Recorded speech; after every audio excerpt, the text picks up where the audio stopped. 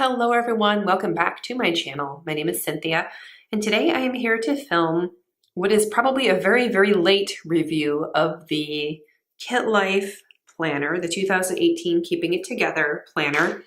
And the reason that I am so late in filming this is because this just arrived to my mailbox this week. I have been planning for the last 3 years in an Erin Condren hourly colorful life planner with a rose gold coil, and I love that planner. I love the weekly layout. I love to know what's coming at me. I need to see the weekly view. But what I'm finding, particularly this summer with my teaching schedule, and I do have a couple of part-time jobs now, along with trying to devote more time to my YouTube channel, I'm discovering that I'm just not having enough space in my weekly alone. So I can't give up the weekly because, you guys, I'm a very visual person and a very tactile person, and I need to be able to see what does the week look like. But I did post to one of the planner groups that I follow on Facebook and asked if anybody was looking to de-stash this. I was hoping to purchase a Kitlife, but they're sold out on the website. All they have left are the weekly, and I have a weekly. I wanted to look at the daily. And a woman there, I reached out to her and asked her if she was still looking to de-stash. I was willing to pay her for the planner plus shipping, and she just sent it to me for free. Like, didn't even charge me shipping, which I'm always amazed at the wonderful people in the planning community. And it's one of those things that I came to a little later, I guess. Most people were kind of already on board when I found out about the planning community. But I think it is one of those life-changing, amazing, and wonderful, just wonderful things. She wasn't going to use this. It was not really a good fit for her. So she sent it to me just so I could play around with it. Now, the new 2019s are not yet on the Kitlife Planner site, but I will link to them. So if you're interested in looking for a daily, if you find that maybe you just need more space every day, as I seem to be finding, this might be something that you might want to look into. So what I'm going to do is just walk you through the planner very briefly. Now, there is quite a bit of stuff that I took out. The woman who sent this to me had used it for a few months and found it really wasn't a good fit. But so I took all of her pages out because I didn't want to haul or review something with someone else's information in it. There wasn't anything really personal, but I wanted to show you what this looks like without compromising anything, if that makes sense. So the first thing you see is this is it's kind of a muted stainless steel coil. In terms of thickness, let me grab my Erin Condren. I think this coil actually is a little bit bigger. Ooh, that's a noise. Yeah, so it's either the same size or maybe it's a little bit bigger. It's really hard to tell. I think it's a little bit bigger. This is the Erin Condren and this is the Kitlife. And in terms of thickness, I did take some pages out, but it's a good size planner. If you like a skinny little coil, this is not a good fit for you. Personally, if Erin Condren came out with a daily planner, I don't care if it were the size of a phone book. If the coil were like a bracelet, I would have it. But they don't have that right now. And this is a very nice alternative. Now, this did come with like a hard plastic. There was one hard plastic over sheet that was kind of, I'm not sure if that was supposed to go on the front or the back, but one of my puppy dogs knocked it off the table like within 5 minutes of me bringing it home, and it cracked. So I did take that off. So on the front and the back, right, you have this, it almost feels like a vinyl, right? It's very bendy, but it's very sturdy, like it doesn't tear. So I think it's vinyl, but I am not sure. On the inside, right, you have this vellum page. It says life is more than a to-do list. In terms of comparison, it's a thinner vellum than the Erin Condren, but it's still very sturdy. You have this front page, which this is like a muted seafoam, which is a color that I've just been really excited about lately. You have their philosophy page, which I'm not going to go through this in depth because I know most of you have probably already seen someone do a far more thorough review. Right, you have the 2018-19 year at a glance. You have occasions to celebrate. What's cool about this is there is a quarterly check-in, right, that they put in every quarter, 4 times a year, to just kind of have you thinking and focusing on where you are, right? And then you get a blank notes page, which there is a little quote at the bottom. And every month you have these clear plastic dividers. You have some January suggestions. And then I'm going to flip you to, because what would be here is the other half of the month along with all the monthly pages. But because the person who sent me this had used it in January, I tore those pages out. I did the same thing in February, the same thing in March. And then in April, she, I don't think had used it at all. Let me check. That's not true. Okay, so she did use it in April. Okay, May was the first month that was not used. So what you'll see if you're looking back here, when the month ends on the last day of the month on this side of the page, you do not get an extra page. There's not like an extra notes page, in other words. But May begins right away. They always have these self-care suggestions, the icing on the cake, the best time to buy the things, feeling the love, celebrate and educate, and then snail mail. And then you have a 2-page monthly spread, which is really pretty. The colors do rotate. We'll talk about the colors in a second. They're very muted pastels with this kind of watercolor, almost quatrefoil. It's hard to describe. I don't know. But they do put the holidays in, which is nice. There's a month before and a month after, which I really, really love.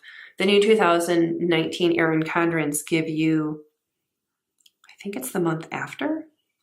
There's a mini month in the new Erin Condrens. I don't remember which one, but I like to be able to look back and forth. So this is perfect for me. There's a little May goals, which I do write things down, like change the furnace filter, right? The things that who remembers to do it if it's not written down, right? So this will serve me really well. After that, the next page begins. You have 1 page per day, right? And every day you have a to-do list. There's a line down the center, so you could either have extra to-dos or notes, right? Depending on how you wanted to use this. You have your day at a glance, which runs from 6 a.m. to 8 p.m. You have a big 3, a wellness, and a gratitude box. There is a quote on every page, which I actually really like, even if I don't always remember to look at it. I think it's a nice little touch. And then, right, the pages continue. The weekend, and I think one of the reasons the lady who sent this to me had difficulty with this is the weekends are on 1 page. And you don't have hourly breakouts. You just have bullets or little check boxes. So you have a half day for Saturday, half day for Sunday, and then you have a peek at the week, which I really like this. I've been using this just in the last week. I'm like, oh, meal planning, right? This will help me plan out what I'm going to make for dinners. So yay. And then it goes right back into the daily pages, right? So May once again ends on this page. June is blue, and let's see, June ends. Okay, so June ends on this page. You get another, right, see the good, you get a quarterly check-in. On the back of quarterly check-in, you get a doodle break, which is really kind of cool, right? You can either color or you can write yourself some love notes or draw or whatever. And then, so when the month ends, just to show you how this works when there isn't a quarterly check-in, when the month ends on this side, the back page is a doodle break, right? And in terms of colors, right, let's just look at colors. We went from, and we'll just flip through now. January is yellow, February is pink, March is green, April is kind of this tangerine, May is purple, June is blue, and then I think they start to repeat. So July is yellow, August is pink, September is green, October is that orange, November is purple, and December is that same blue. So when you get to the end of the year, in this case, December 31st falls on a Monday, the last page of the planner is your doodle break. And then it looks like she got some extras. So I'm going to show you what was in this planner when it came to me. There was, I know she was in sales, there was a whole bunch of pages with direct sales and direct reports and things like that. And I tore those out because I wasn't going to use them and I wanted to to streamline the planner a little bit. But I do have an Etsy shop that maybe I'll put some things into. I'm not sure. So there is an online direct sales. I kept those pages. There is expense tracking, which I figured this would be great for budgeting, even if I don't ever use anything for my Etsy shop.